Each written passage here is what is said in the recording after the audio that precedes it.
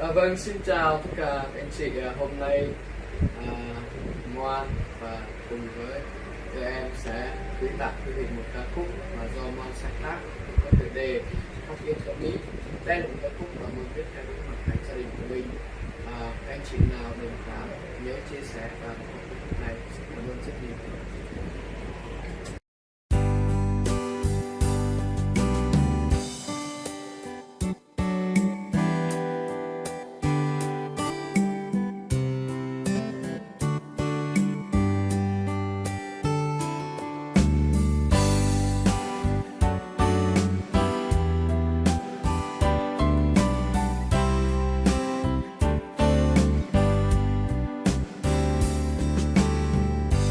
Lọ terlak kau dia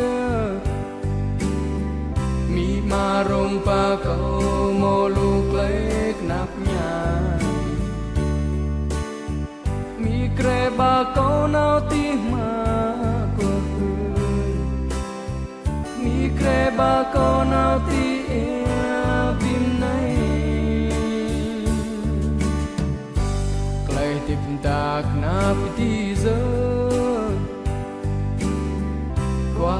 bâng bay tục làm hóa xem chạy tơ nâng có răng máu bố cắn màu xe xì chum mau chất xe xì chum áo răng lưới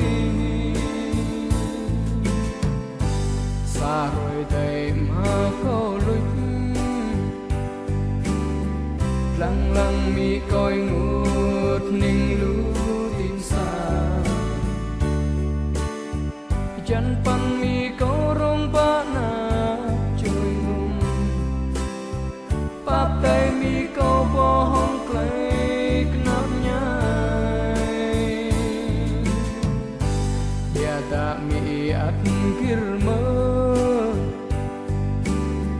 chẳng pre nak cho mo klem ap nhai cười tay snan mi ko ma pro mo tho lòng tay tel dia rai klang at chẳng mo klem ma ko pati mia